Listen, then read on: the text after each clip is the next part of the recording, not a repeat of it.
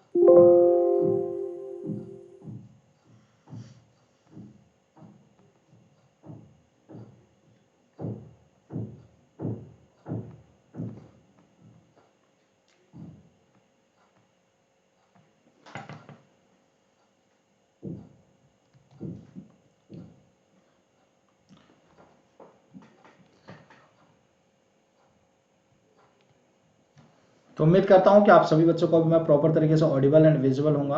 सभी बच्चों से यही उम्मीद कर रहा हूं कि मैं सभी बच्चों को मैं प्रॉपर तरीके से ऑडिबल एंड विजिबल होऊंगा। तो चलिए शुरुआत करते हैं। फिर आप सभी बच्चों के लिए कुछ टॉप सब्जेक्ट करवाए जा रहे हैं रेगुलर बेसिस पे आप सभी स्टूडेंट्स को, कुछ टॉप एजुकेटर्स के द्वारा, इंडिया के टॉप एजुकेटर्स के द्वारा। तो आप सभी स्टूडेंट्स को इस चीज का ध्यान रखना है। चलिए, और अगर बात करें आगे हम, तो आप सभी बच्चों के लिए ये कुछ प्लस और आइकॉनिक के सब्सक्रिप्शंस अवेलेबल है जहां पे आपको इंडिया के बेस्ट एजुकेटर के साथ इंटरेक्टिव लाइव क्लासेस, हर लर्नर्स के लिए आप सभी बच्चों को पीडीएफ्स कोर्सेज मिल रहे हैं, आप सभी बच्चों को लाइव टेस्ट क्विजेस मिल रहे हैं। आप आइकॉनिक का सब्सक्रिप्शन अगर ले रहे हैं साथियों, तो आपको इंडिया के बेस्ट एजुकेटर के साथ interactive live classes, courses, PDF, live test के साथ आपको पर्सनल कोच प्रोवाइड किया जाएगा। हर डाउट सॉल्विंग सेशंस प्रोवाइड किए जाएंगे पर्सनलाइज्ड डाउट सॉल्विंग वे में। प्रिपरेटरी कंप्लीट स्टडी मटेरियल आपको दिया जाएगा। आपको इंटरव्यू प्रिपरेशन के लिए एसओपीज प्रोवाइड किए जाएंगे। साथियों, आप सभी बच्चे लोगों को इस कोड का इस्तेमाल करना है जिससे आपको 10% का डिस्काउंट मिल सके। चाहे आप प्लस का कोर्स ले रहे हैं, चाहे आप आइकॉनिक का कोर्स ले रहे हैं, आपके दोनों ही कोर्स में आपको इस कोड का जरूर से जरूर इस्तेमाल करना है। वो कोड क्या है? अभी 101। तो ये कुछ बेनिफिट्स हैं, इस चीज को ध्यान रखेंगे। प्लस और आइकॉनिक के बच्चों, आप सभी बच्चे लोग जैसे सब्सक्रिप्शन लेते हैं तो ये आपका पेज ओपन होकर आता है। आप यहाँ पे जहाँ डेमो लाइव लिखा हुआ है, यहाँ पे आपको एक कोड इस्तेमाल करना है। वो है कोड क्या? अभी 101, ABHI 101। और आपको फिर अप्लाई कर देना है। 10% इन जो भी आपको प्राइसेस शो हो रहा है यहाँ पे, प्राइसेस में तुरंत इंस्टेंट 10% कम हो जाएगा, ठीक है। तो प्लस आइकॉनिक, ये कुछ बेनिफिट्स रहे इनके, और आप सभी बच्चे लोगों को ज्यादा से ज्यादा नंबर्स में इसको ज्वाइन करना है। तो प्लस आइकॉनिक के ये बेनिफिट्स को आप लोगों को ज्यादा ज्यादा एक्सेस करना है, ठीक है। कंप्लीट बैच ये आप सभी बच्चों के स्टार्ट हो चुके हैं, तो आप इन बैचेस को भी ज्वाइन कर सकते हैं कोर्सेस लेकर। और आप सभी बच्चे लोगों के लिए एस्पायर बैच हो चुके हैं, तो आप इन बैचेस को जरूर से जरूर ज्यादा से ज्यादा नंबर्स में ज्वाइन करें। ये कुछ टेस्ट सीरीज आप लोगों के लिए लाए गए हैं, तो टेस्ट सीरीज को भी ज्वाइन करेंगे आप सभी बच्चे लोग। कॉमर्स के लिए है, ज्योग्राफी के लिए, कंप्यूटर साइंस के लिए है, इकोनॉमिक्स के लिए है, ठीक है। तो आपके पास बक्स बाउंटी अवेलेबल है। आप सभी स्टूडेंट्स के लिए इनअप्रोप्रिएट कंटेंट कुछ भी लगता है वीडियो के अंदर, देन आप क्लेम कर सकते हैं। प्राइज के लिए आप सभी स्टूडेंट्स के पास डिस्क्रिप्शन बॉक्स में गूगल फॉर्म दिया गया है, गूगल फॉर्म को फिल करके। स्पेशल क्लासेस फीचर्स अवेलेबल है जहां पे आपको बिल्कुल free of cost live classes, interactive learners के लिए पोल आप हैंड रेज करके क्वेश्चंस पूछ सकते हैं, इसलिए कोई क्लास मिस नहीं करना। डेली लेक्चर नोट्स प्रोवाइड किए जा रहे हैं, कहीं भी कभी भी किसी भी डिवाइसेस में एक्सेस ले सकते हैं, ठीक है। अपकमिंग स्पेशल्स, रिकॉर्डेड स्पेशल्स आपके पास अवेलेबल हैं, आप सभी बच्चे लोग ध्यान रखेंगे, ठीक है। और आप सभी बच्चे लोगों के लिए 6 मंथ का जो अब तो वो जा चुका है, ठीक है, खैर कोई दिक्कत नहीं, आप लोगों के लिए बहुत अच्छा ऑफर था। आपके पास टारगेट जेआरएफ के लिए 2022 के लिए आप सभी बच्चों के पास ऑप्शंस है। लक्ष्य 2022 के लिए आपके पास पेपर 1 के लिए काफी टॉप एजुकेटर्स आपके लिए लेकर आ रहे हैं। मैं भी आप लोगों के लिए जरूर कुछ सर्विस लेकर आऊंगा। तो चलिए शुरुआत करते हैं अपनी इस क्लास को। सो क्या है ये अपने क्वेश्चंस पहले, विच of the following statement best describe value education, आपके वैल्यू एजुकेशन को सबसे बेस्ट तरीके से कौन डिस्क्राइब करता है? तो जल्दी से बताएंगे इन पॉइंट्स में से कौन सा सही होगा।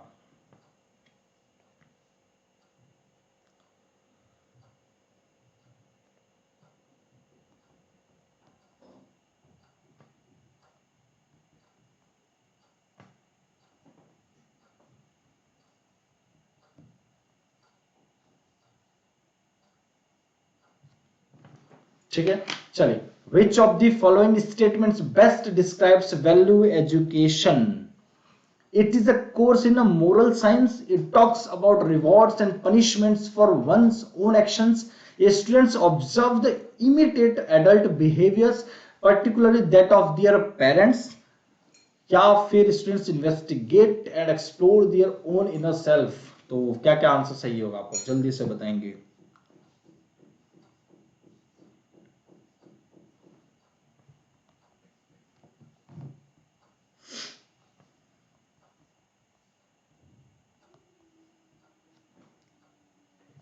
ठीक है, तो 3 आपका बिल्कुल सही आंसर हो जाएगा, बी सी डी।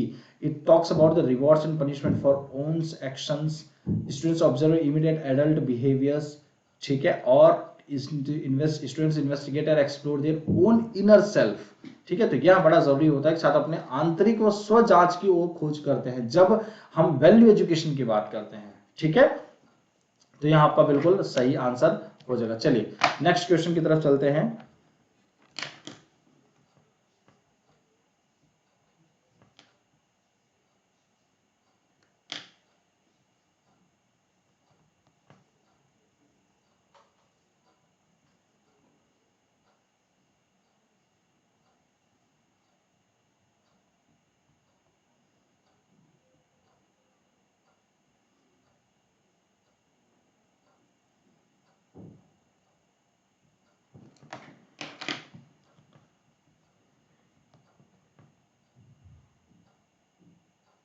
चलिए तो बताएंगे, GER, gross enrolment ratio in higher education, total enrollment in higher education regardless of age expressed as a percentage to the eligible official population in a given school year.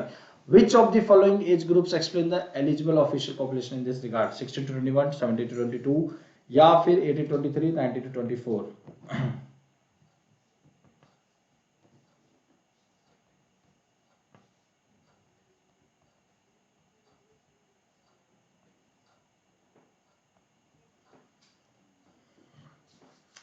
तो 17 से 22 साल, ठीक है, 17 to 22 वर्ष तक, सॉरी ईयर्स तक, ठीक है।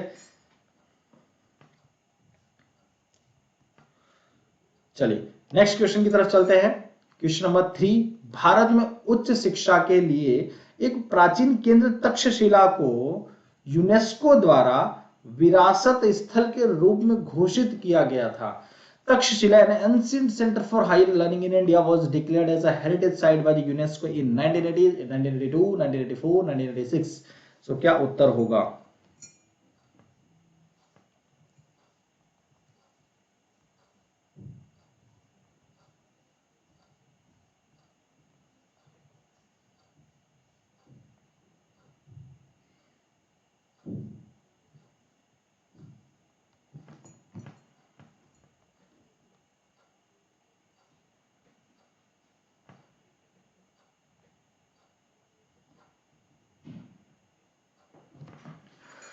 चलिए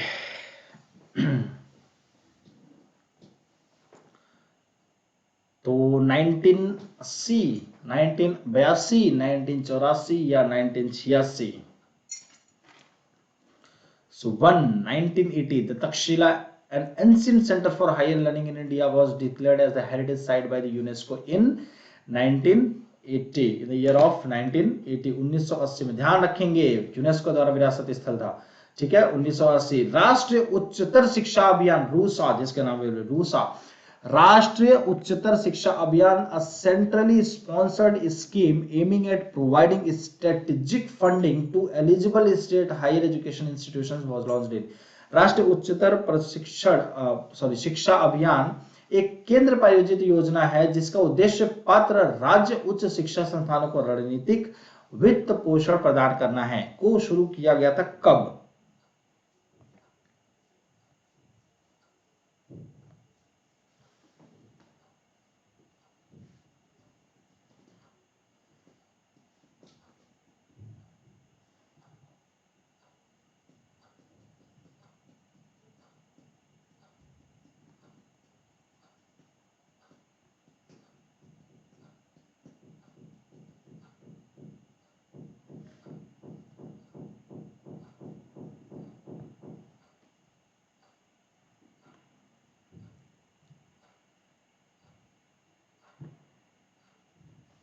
चलिए तो फटाफट आंसर करेंगे तो 4 आंसर आपका बिल्कुल से, बहुत ही बढ़िया। कम से कम इतना तो चलो इस बात की खुशी होती है कि भाई बच्चे एकदम अब आंसर एकदम सही करते हैं। अब पेपर के लिए एकदम हमारे सभी साथी तैयार हो गए हैं, बस अब क्या है कि बस पेपर देरी की देरी है। ठीक है तो 2013 आपका बिल्कुल सही आंसर हो जाएगा, that is 2013। Answer number 4 will be your right answer.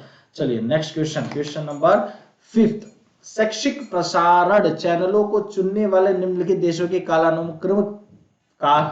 कालानुक्रमिक अनुक्रम की पहचान करें। Identify the chronological sequence of the following countries opting for educational broadcasting channels: Great Britain, the United States, Australia, India या फिर Canada. Choose the correct answer from the options given below. B A E C D, C D E A B, B E D B, D E B C A, A B D E C. So क्या होगा answer? चलिए फटाफट बताएंगे।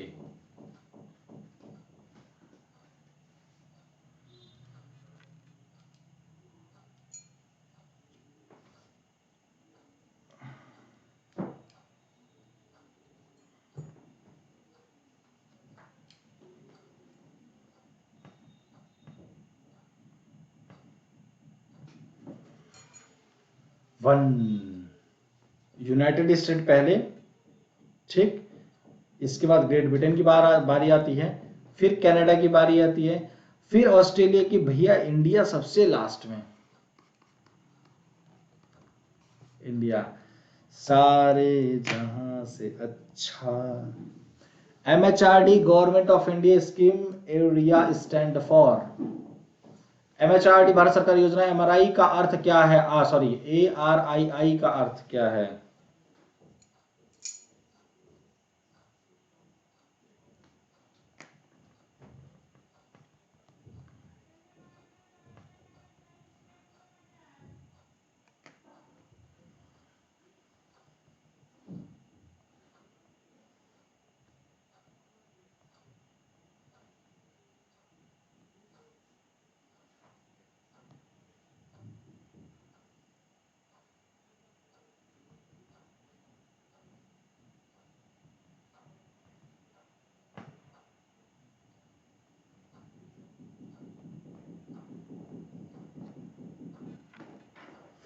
चलो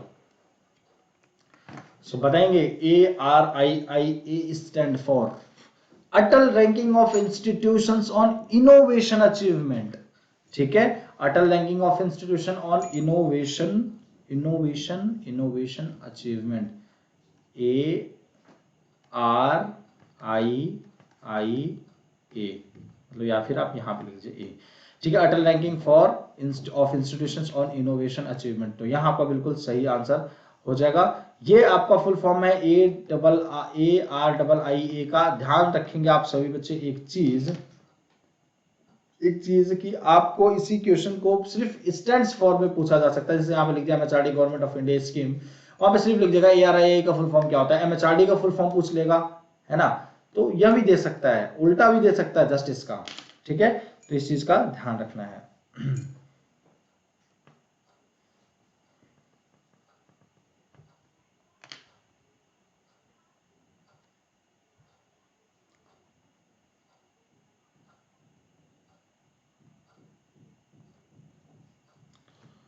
चलिए, which of the following ancient educational institutions was situated at the banks of river Ganga?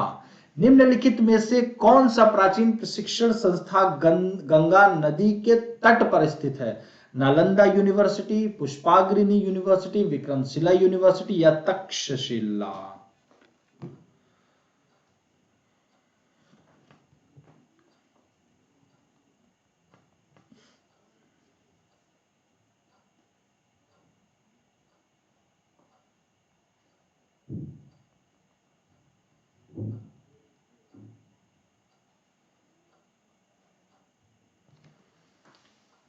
पुष्पाग्रह, Pushpa, ए Pushpa, I hate tears, ऐसा बोलता ना, तो इससे याद रखेंगे, ठीक है। गंगा मतलब ऐसा सुना, टीयर्स की बात हो रही है, रिवर या गंगा जो भी आप बात करेंगे, रिवर मतलब पानी, पानी मतलब टीयर्स, टीयर्स और आपका पुष्पा से तो रिलेटेड, और बाकी तो आप लोग जानते ही हैं भाई, है ना, है कि नहीं है। चलिए नेक्स्ट क्वेश्चन, क्वेश्चन नंबर 8। तो ध्यान रखेंगे, ये बड़ा अच्छा ट्रिक है, इससे आप याद रखेंगे, ठीक है। गंगा रिवर की बात हो रही तो वहां पे पुष्पा की बात होगी, ठीक है, मतलब पुष्पागिरी रिवर, ठीक है। चलिए,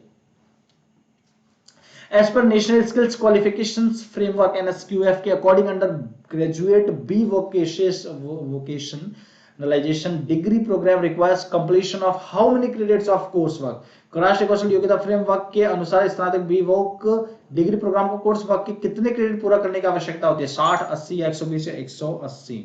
चलिए बताइए।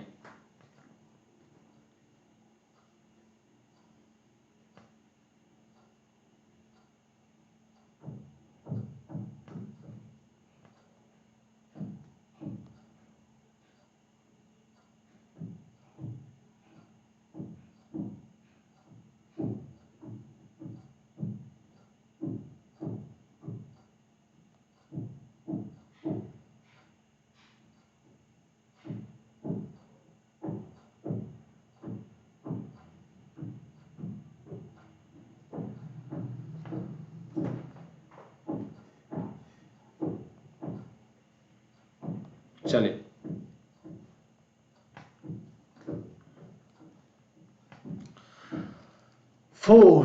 180 क्रेडिट की जरूरत पड़ती है, ठीक है, वोकेशनलाइजेशन को कंप्लीट प्रोग्राम को करने के लिए, ठीक है। चलिए, पूरा कंप्लीट कोर्स वर्क करने के लिए, ठीक है। चलिए next question, MHRD government of India initiative e Shodh Sindhu provides students and researchers access to.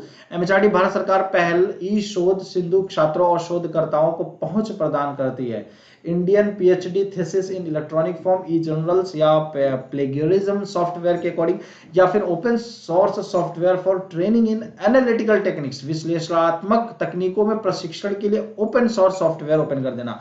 तो यह आपका सही आंसर कौन सा होगा? ओनली 30 सेकंड बचा होगा, और ये ध्यान रखना बच्चों, कभी आप लोगों को हो सकता है 1 मिनट में बड़ा क्वेश्चन पढ़ने को मिले, 1 मिनट में छोटा क्वेश्चन, तो टाइम आपके पास 1 ही मिनट है यहाँ पे भी, इसीलिए इसके अकॉर्डिंग आप लोगों को अभी आंसर करना है, इसी प्रैक्टिस के साथ आपको पेपर में भी आंसर करना है।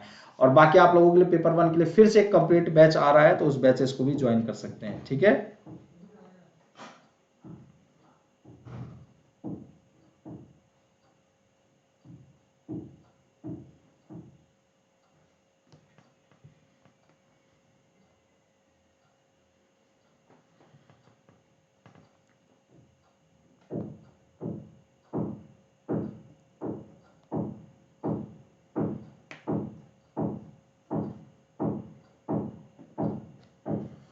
चलिए, तो ई जनरल्स आपका बिल्कुल सही उत्तर हो जाएगा।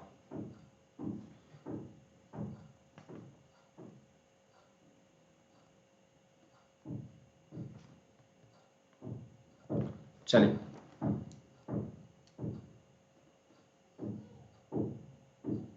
चलिए ठीक है। चलिए, तो डू आपका ई जनरल्स आपका बिल्कुल सही उत्तर हो जाएगा। चलिए नेक्स्ट क्वेश्चन की तरफ बात करते हैं। सो नेक्स्ट क्वेश्चन क्या है भाई? Which of the following has been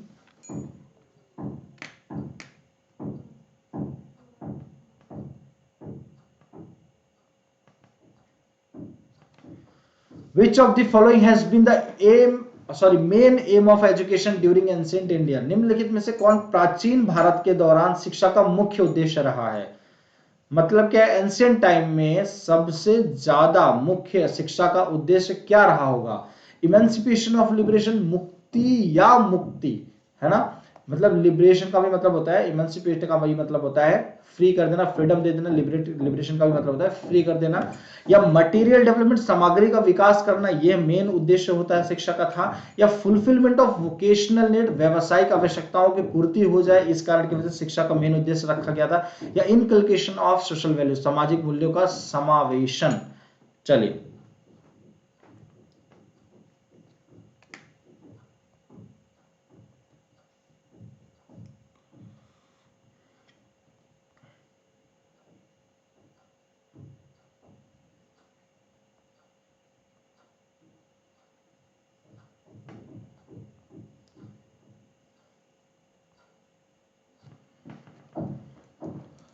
चलिए, वन, इमेंसिपेशन ऑफ लिबरेशन की मतलब एक्चुअल मतलब इसका यही है कि अपने लाइफ के साथ आप अपनी चीजों को जान सको, अपने आप को ओपन कर सको, अपने आप को फ्री कर सको, आजाद कर सको।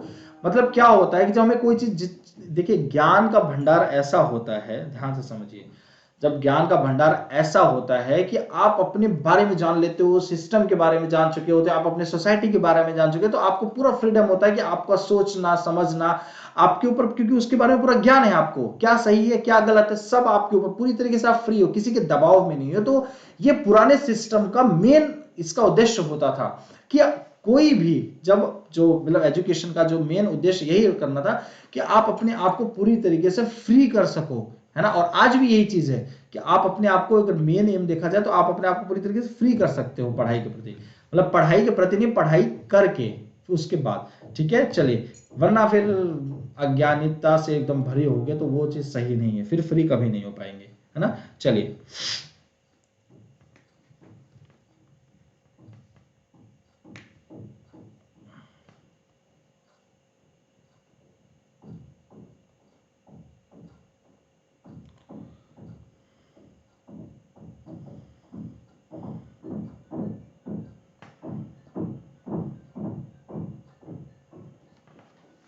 the open university system needs to be introduced in order to expand opportunity of access to higher education. It was emphasized by, उच्च शिक्षा तक पहुंच के अवसर का विस्तार करने के लिए मुक्त विश्वविद्यालय प्रणाली शुरू करने की आवश्यकता है, द्वारा जोर दिया गया था। किसको? The university education commission 1948-49, the education commission 1964-66, या the national policy of education 1968, national policy education 1986। तो क्या होगा आंसर, जल्दी से बताएं।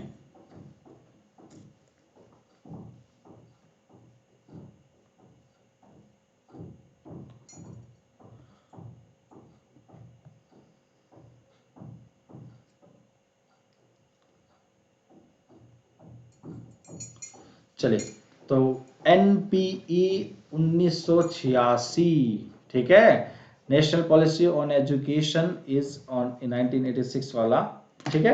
यह बिल्कुल सही आंसर होगा, 4 बिल्कुल सही उत्तर हो जाएगा। चलिए, next question. Delors, which of the following 4 pillars, pillars लिखा है, 4 pillars of education mentioned in Delors commission report reflect the Indian value of Vasudhaiva Kutumbakam. आज भी हमारे देश के अंदर ये चलता है, ठीक है, वसुधैव कुटुंबकम, ठीक है। तो जल्दी से बताएंगे, वसुधैव कुटुंबकम के भारतीय मूल्य को दर्शाता है। Learning to know, learning to do, learning to be, या लर्निंग टू लाइव टुगेदर। तो बताएं इसका मतलब, आप यहां आंसर करेंगे, इसका मतलब आपको समझ में आ जाएगा वसुधैव कुटुंबकम का मतलब।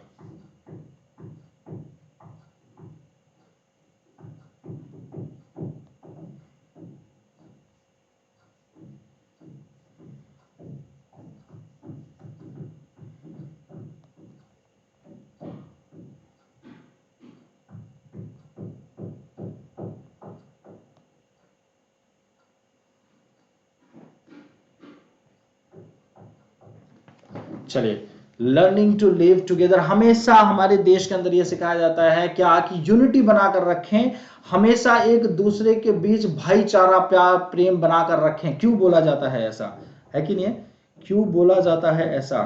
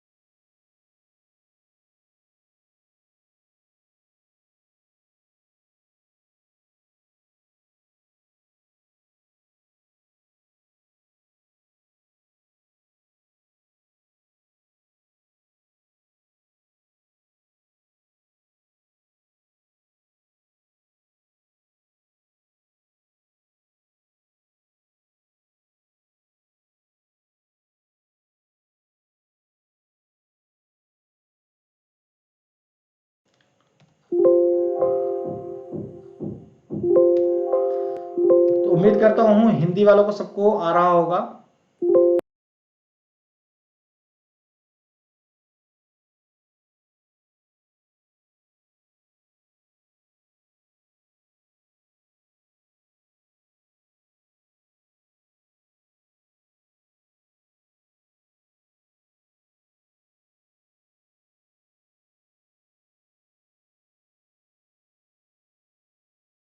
है कि नहीं? क्यों ऐसा बोला जाता है कि आपस में एक दूसरे के प्रति यूनिटी का भावना रखें, एक दूसरे के प्रति भाईचारा प्रेम व्यवहार बनाकर रखें, ऐसा क्यों बोला जाता है? इसीलिए बोला जाता है कि आपस में एक दूसरे के प्रति प्रेम की भावना बनाकर रखें। और यही एक कारण है कि आज तक किसी भी प्रकार का हमारी किसी देश से लड़ाई नहीं होती। पाकिस्तान कितना भी हम पे हमला करते हैं, लेकिन फिर भी हम उसको समझाने का कोशिश करते हैं, हम हमेशा कोशिश करते हैं कि समझाएं, उनको समझाएं और समझाएं, बट मानते ही नहीं वो लोग यार, क्या करें, है ना। चलो कोई दिक्कत नहीं, माफ कर दो, बच्चे हैं भी। ठीक है, चलो MHSRD's स्कीम विद्वान इज एम्ड एट। MHSRD's की योजना विद्वान का उद्देश्य क्या है? Creating a database and national research network, making available e resources, promoting entrepreneurship among faculty, awarding national professorship to a faculty. तो क्या होगा आंसर, जल्दी से फटाफट बताएंगे। चलिए,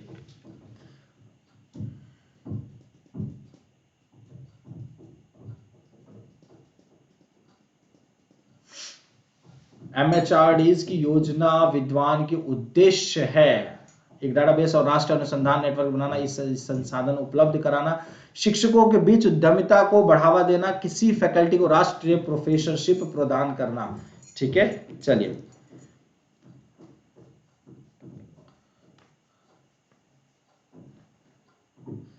creating a database national research network, A बिल्कुल सही आंसर हो जाएगा, मतलब 1 बिल्कुल सही आंसर हो जाएगा। चलिए नेक्स्ट क्वेश्चन की बात करते हैं।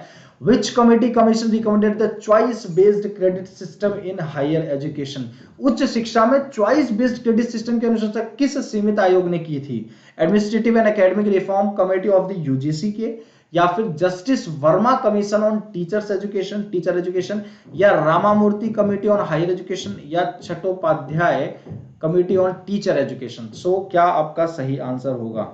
चलिए फटाफट बताएंगे सही उत्तर क्या होगा।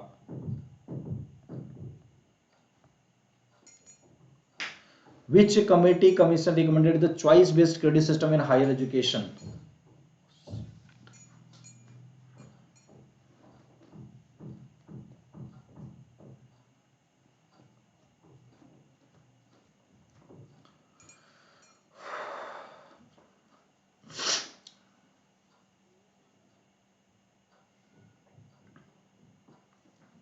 चलिए, so one will be your right answer, that is administrative and academic reform committee of the UGC। ठीक है, ए बिल्कुल बिल्कुल सही आंसर है। यूजीसी का जहां नाम आ गया वहां तक पेपर, जब बच्चे यूजीसी वाले तैयारी कर रहे हैं तो यूजीसी नेट की तैयारी करो, वो बिना सोच समझे वही आंसर दे देते हैं ना।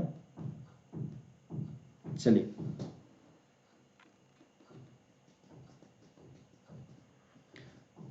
next and last question, according to the national skills qualification NSQF, the level and level 8 competency is equals to या equivalent to राष्ट्रीय कौशल योग्यता फ्रेमवर्क के अनुसार स्तर 8 योग्यता के बराबर है किसके? पोस्ट ग्रेजुएट की डिग्री के बराबर है, अंडर ग्रेजुएट डिग्री के बराबर है, अंडर ग्रेजुएट ऑनर्स डिग्री के बराबर है, डॉक्टरल डिग्री की बराबर है। तो जल्दी से बताएंगे क्या आंसर होगा आपका सही, फटाफट। राष्ट्रीय कौशल योग्यता फ्रेमवर्क के अनुसार स्तर 8 की योग्यता किसके बराबर है? स्नातकोत्तर डिग्री, स्नातक डिग्री के तहत अंडर ग्रेजुएट ऑनर्स डिग्री, या फिर डॉक्टरेट की डिग्री। सो आंसर 3 आपका बिल्कुल सही आंसर होगा, दैट इज ऑनर्स की डिग्री के बराबर है। ठीक है, किसके? ऑनर्स की डिग्री के बराबर है, ऑनर्स की डिग्री के बराबर है। ठीक है, that is under graduate honours. ठीक है, चलिए तो 3 आपका बिल्कुल सही आंसर होगा। कंटिन्यू 2 पे ए हुआ तो ऐसा जरूरी नहीं होगा।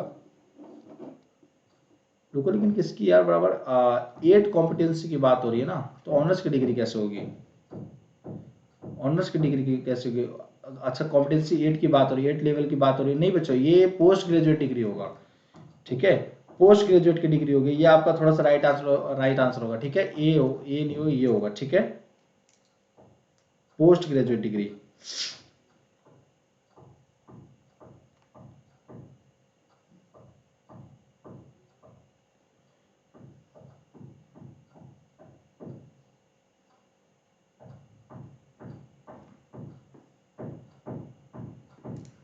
चलिए ठीक है, चलिए हाँ बिल्कुल पोस्ट होगा उसका, ए बिल्कुल सही आंसर होगा, ठीक है, क्योंकि वो मास्टर्स प्रोग्राम के लिए होता है ना। चलिए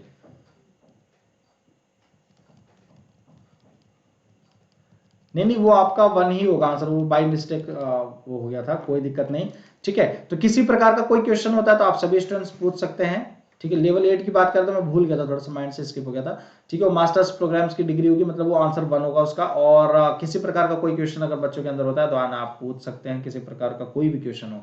आप चैनल को सब्सक्राइब कर देंगे, बेल आइकन को प्रेस कर देंगे, ऑल पर क्लिक कर देंगे, जिससे आपको सारी क्लासेस की नोटिफिकेशन मिलती रहे। लाइक सभी बच्चों को कर देना है, ध्यान रखेंगे सभी स्टूडेंट्स। अभी 101 इस कोड का इस्तेमाल करेंगे जिससे आपको 10% का ऑफ मिल सके साथियों। और आप सभी बच्चों को दिल से बहुत बहुत थैंक यू, दिल से बहुत बहुत धन्यवाद। सभी लोग स्वस्थ रहें, मस्त रहें, व्यस्त रहें, बढ़िया से पढ़ाई लिखाई करते रहें। Like share subscribe bell icon को प्रेस जरूर कर लेंगे जिन्होंने नहीं किया अभी तक, और बढ़िया से पढ़ाई लिखाई करेंगे। मिलते हैं एक फिर से छोटे से ब्रेक के बाद। थैंक यू सो मच, आप सभी बच्चों को दिल से बहुत बहुत धन्यवाद। थैंक यू सो मच, जय हिंद।